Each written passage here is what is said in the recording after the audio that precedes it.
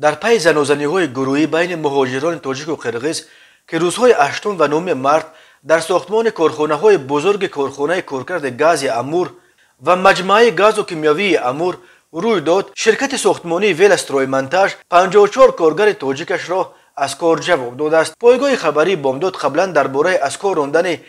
182 کارگر قرغیز در پی آن زنوزنی‌ها گزارش داده بود. بنا به اطلاع رسما تصدیق نشده، این 54 مهاجر تاجیک را در پی از کار رانده شدنشان به تاجیکستان گسیل کردند. در رویخط کارگران تاجیک از کار رانده شده که یک نسخش به دسته اداره بامداد نیز رسید، دیده می شود که همه این 54 نفر در امور تحت رهبری صادق نام بریگادیر کار میکردند و سنشان از 18 تا 58 سال را تشکیل میدهد. سال تولد کلانسالترین آنها رحیموف عبدالرحیم غلامویچ 1964 و سال تولد جوانترینش ابراهیمزاده جمعخان حکیم 2003 میباشد. برخی آنها همگی چند ماه پیش برای کار در ساختمان این دو کارخانه بزرگ در منطقه شرق دور روسیه استخدام شده بودند، ولی برخیش حتی یک ماه هم کار نکرده بودند. بنا به اطلاع دریافتی، اکثر رانده شده ها از نویه‌های منطقه کولاب تاجیکستانند. از کار رانده و خارج این 54 مهاجر تاجیک از روسیه در حالی است که وزیر کارهای داخلی تاجیکستان رمضان رحیمزاده روز 12 مارس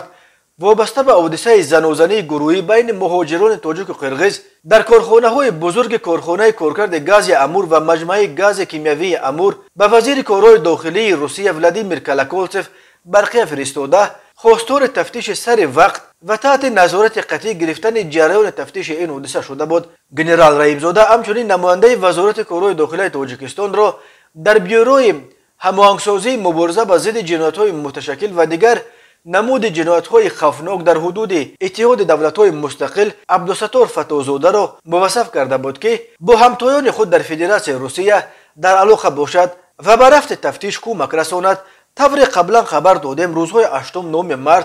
در ساختمان کارخانه‌های بزرگ کارخانه کارکرد گاز امور و مجمع گاز و کیمیاوی امور بین مهاجران از تاجیکستان و قرغیزستان زنوزنی‌های عمومی روی داد. این کارخانه در کنار شهر بلاگویشنسک مرکز ماموری ولایت امور در منطقه شرق دور روسیه ساخته می شود و به ساختمان آن تنها در شرکت ویلسترویمنتاژ 9000 کارگر اکثر مهاجران از کشورهای آسیای مرکزی به کار گرفته شدند.